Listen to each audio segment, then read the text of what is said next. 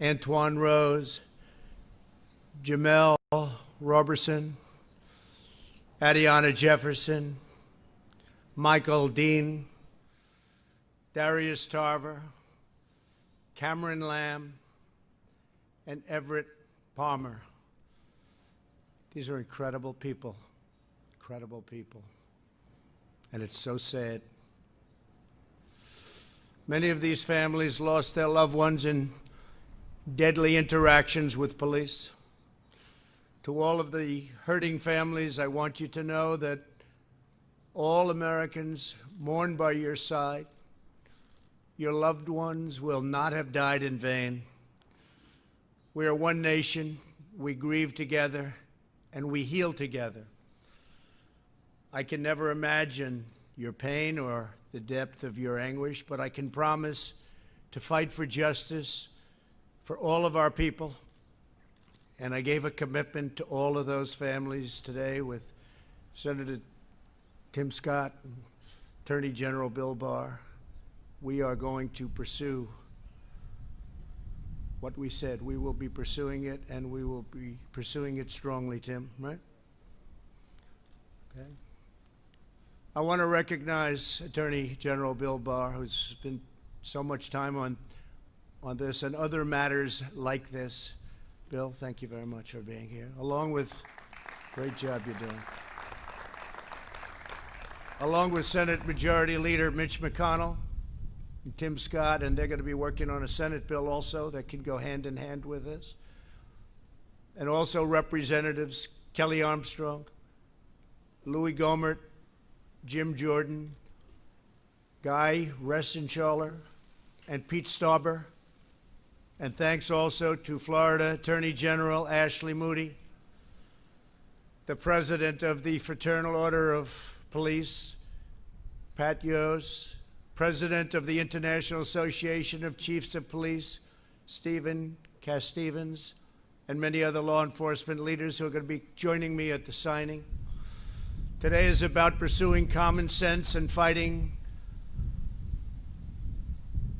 for a cause like we seldom get the chance to fight for. We have to find common ground.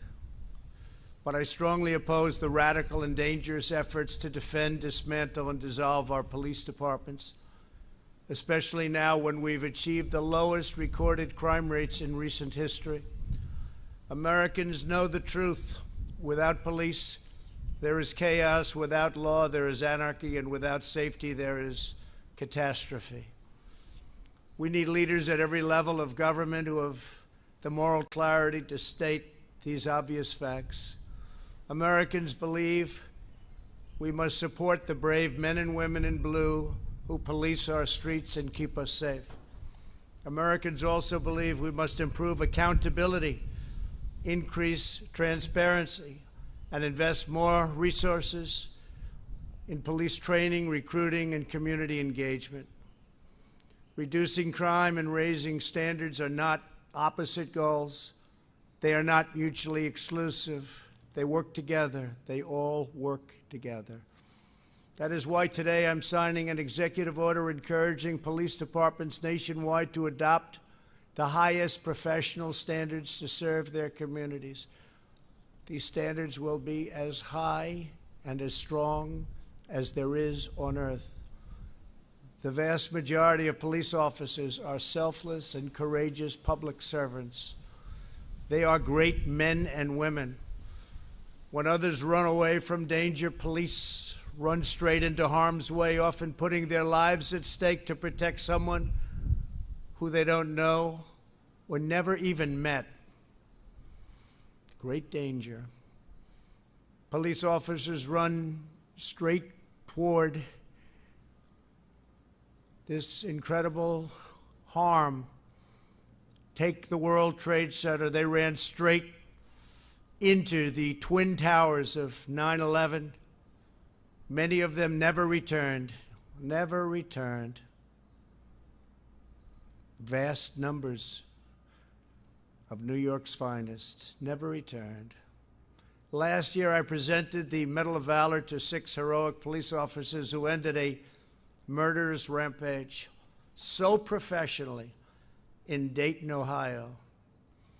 Hundreds of people would have been killed, surely, without them.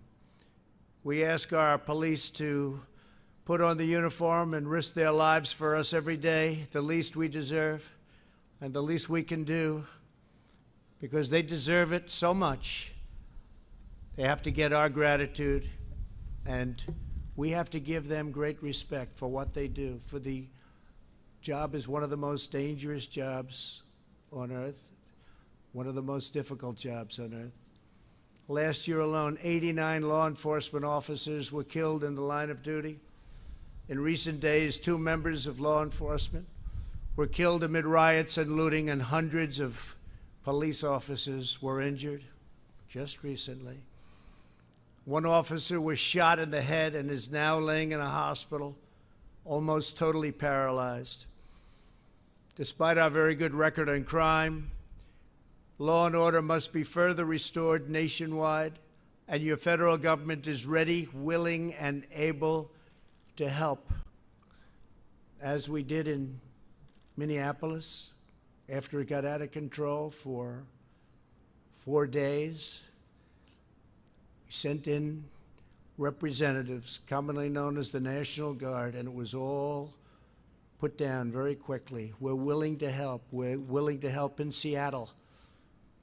We're willing to help anywhere you want, and we'll be there very quickly. It won't take long.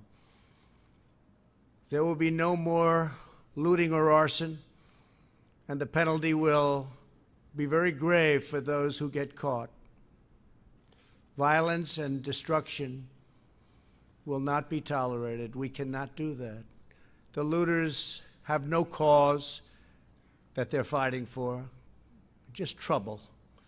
Every day, police officers make great sacrifices to keep our communities secure and safe. In 2018, our police arrested nearly 12,000 people for murder, 25,000 people for rape, and nearly 1.5 million for assault. Very dangerous criminals. In many cases, local law enforcement is underfunded, understaffed, and undersupported. 47% of all murders in Chicago and 68% of all murders in Baltimore went without arrests last year. Americans want law and order. They demand law and order. They may not say it. They may not be talking about it, but that's what they want. Some of them don't even know that's what they want, but that's what they want. And they understand that when you remove the police, you hurt those who have the least the most. Nobody needs a strong, trustworthy police force more than those who live in distressed areas, and nobody is more opposed to the small number of bad police officers, and you have them. They're very tiny. I use the word tiny. It's a very small percentage, but you have them.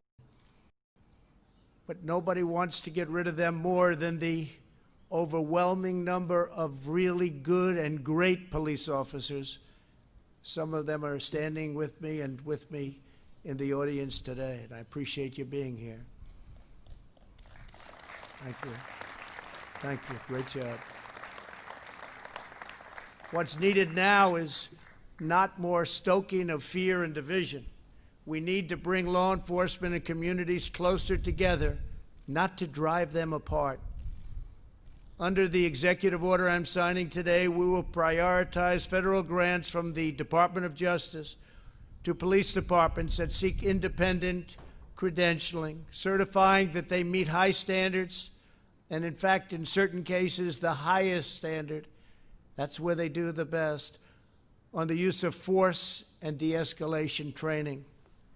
For example, many believe that proper training might have prevented the tragic deaths of Antoine Rose and Botham Jean. As part of this new credentialing process, chokeholds will be banned, except if an officer's life is at risk. And I will say we've dealt with all of the various departments, and everybody said, it's time. We have to do it. Additionally, we're looking at new advanced and powerful, less lethal weapons to help prevent deadly interactions. New devices are being developed all the time, and we're looking at the best of them. And cost is no object, no object.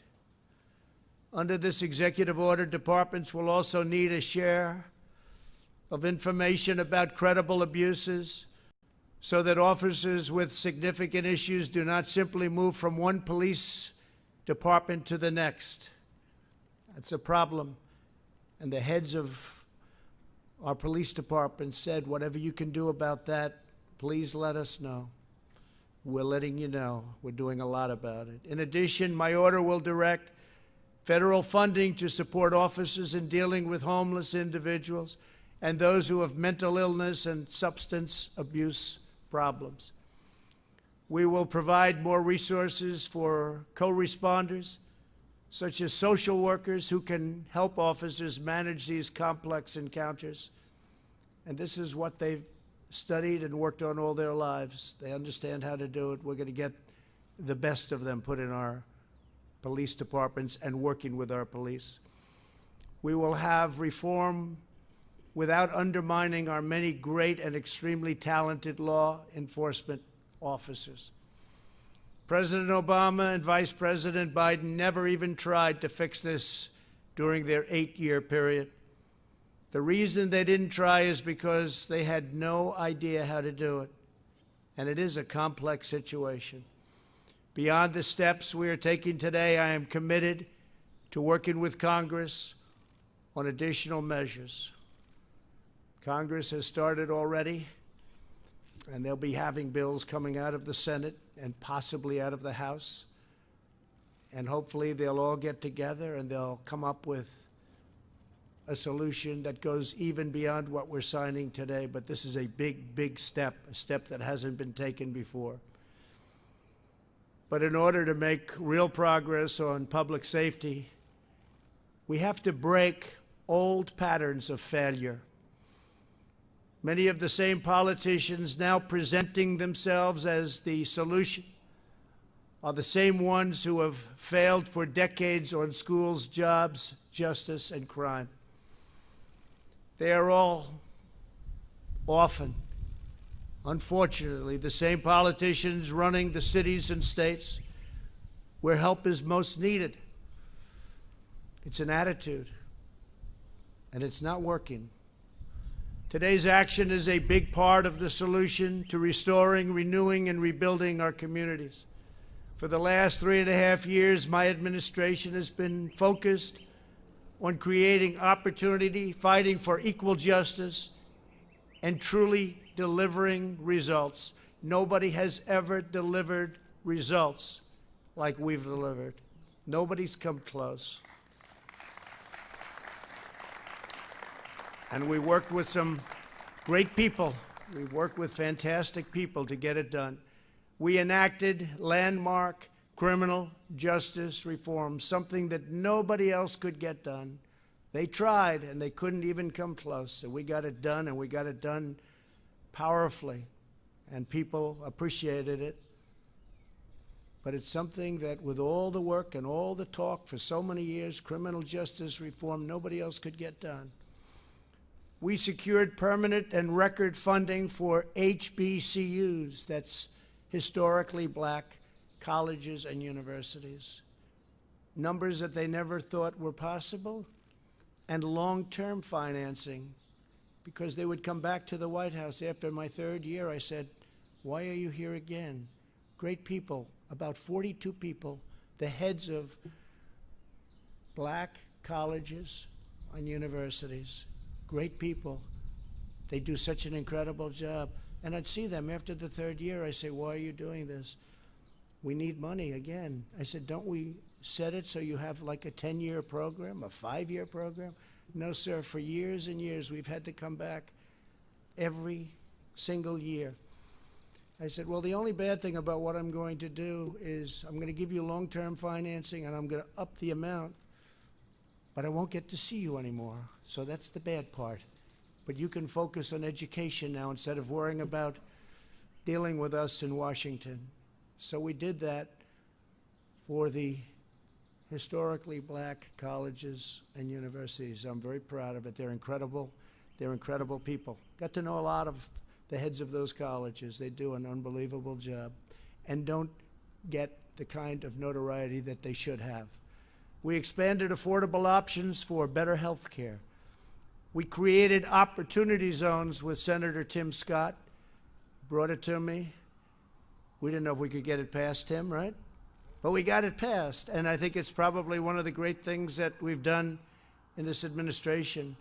Tens of thousands of jobs, billions and billions of dollars being brought into areas and neighborhoods that would never, ever, ever be taken care of monetarily. Areas that didn't have 10 cents put in them for years and decades, and now people are investing, thriving, and the jobs have come back.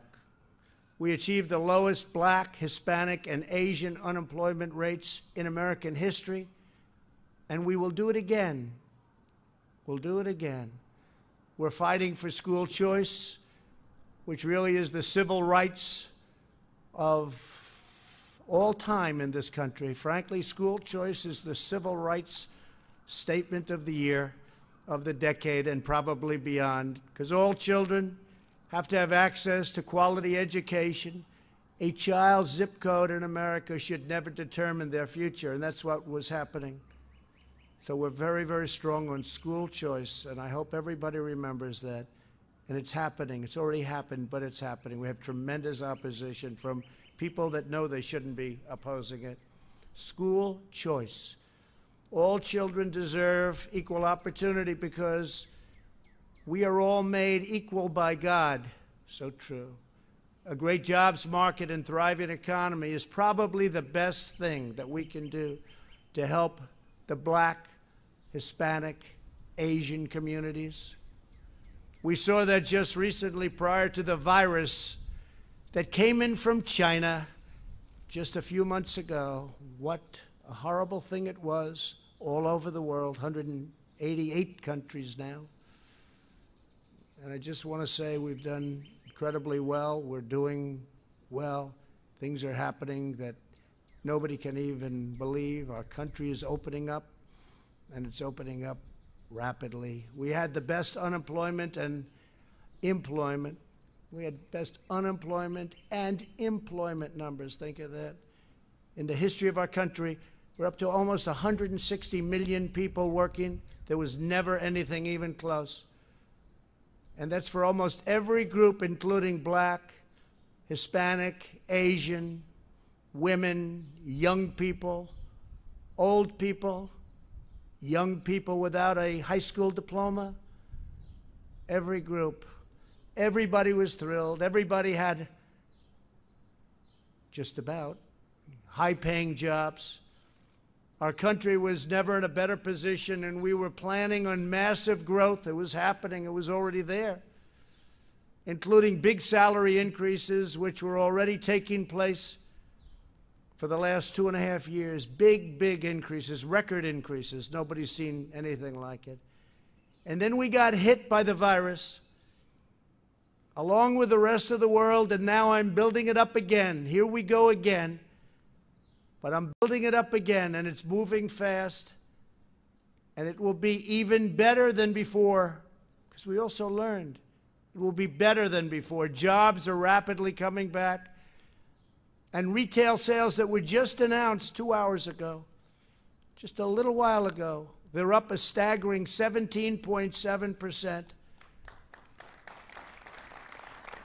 Amazing. The projection was anywhere from 6 to 8%. We're up 17.7%. And what does that mean? The stock market went through the roof. These good numbers, they drove it up to a level that we're almost at the same level. Hard to believe. We're getting very close to the level we were before the pandemic and before all of the things that you've seen happened. That's a great thing, because ultimately it's about jobs. It's about, the government can never do anything like a great job for a person where they look forward to getting up in the morning and going to work and getting a much bigger check than they could ever get otherwise. Today and over the last 60 days, we've had one of the biggest stock market increases in the history of the stock markets. And 2 weeks ago, the 50-day increase was the single biggest. Unless my formula is tampered with, we will soon be in a stronger position than we were before the plague came in from China. When the numbers reach the point that I know they will, there will again be a great unity and a great spirit in our country. People will have that job back that they might have lost. They'll be making even more money than they did before. We have some brilliant people working with me, and we put it together. We did it once, and we're very easily doing it again. We're way ahead of schedule. You'll see that. You'll see the third quarter numbers will be very good. You'll see fourth quarter will be really good, and you'll see next year will be one of the best economic years this country has ever had.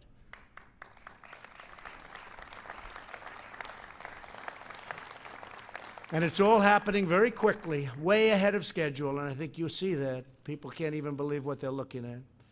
But on top of all of that, before the end of the year, I predict we will have a very successful vaccine, therapeutic, and cure. We're making tremendous progress. I deal with these incredible scientists, doctors, very, very closely. I have great respect for their minds.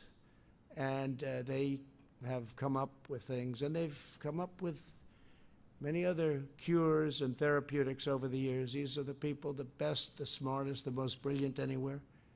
And they've come up with the AIDS vaccine. They've come up with, or the AIDS, and as you know, there's various things, and now various companies are involved.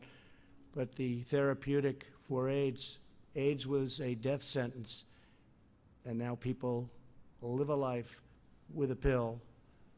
It's an incredible thing. The Ebola vaccine and others, these are the people that have done it, or these are the people that have been around it, and they're all competing. It's an incredible thing. All of these brilliant firms, labs, companies are competing, and I will tell you, we're very far advanced. We've already started tests and trials.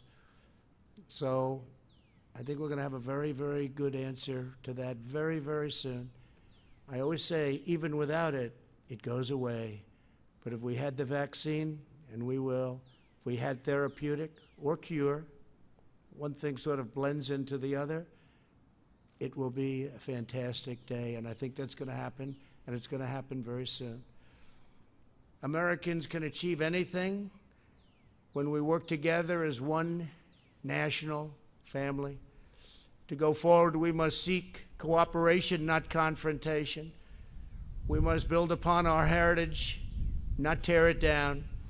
And we must cherish the principles of America's founding as we strive to deliver safe, beautiful, elegant justice and liberty for all.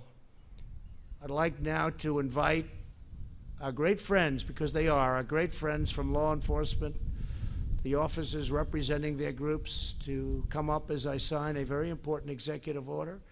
And we're asking Mitch and Tim and all of the people that are here from Congress to go back and see if they can get something done. I see Louis and Jim Jordan. We're all here, a lot of our representatives from Congress and the Senate.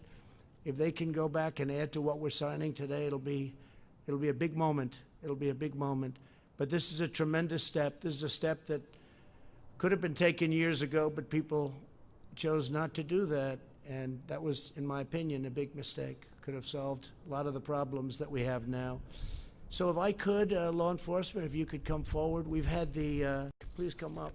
We've had the endorsement of the Federal Law Enforcement Officers Association, the Fraternal Order of Police, International Association of Chiefs of Police, International Union of Police Associations, Major County Sheriffs of America Association, National Association of Police Organizations, National District Attorneys Association, National Sheriff's Association, Sergeants Benevolent Association, and many others. They've worked on this with me and my team. Have been fantastic. I want to thank my team. What a team it is. And we've taken very much into mind what they are saying, because these are the people that keep us safe, and they've done an incredible job. Thank you all very much. Thank you.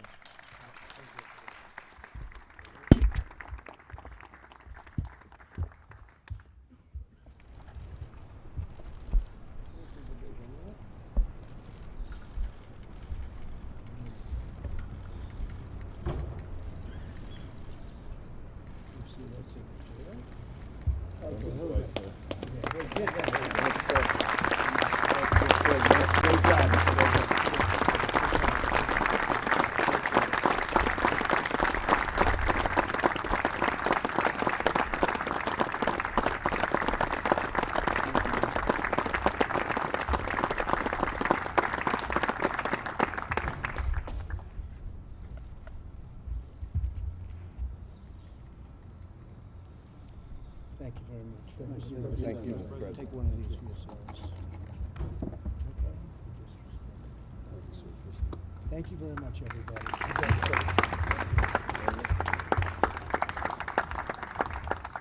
Thank you very much. Thank you.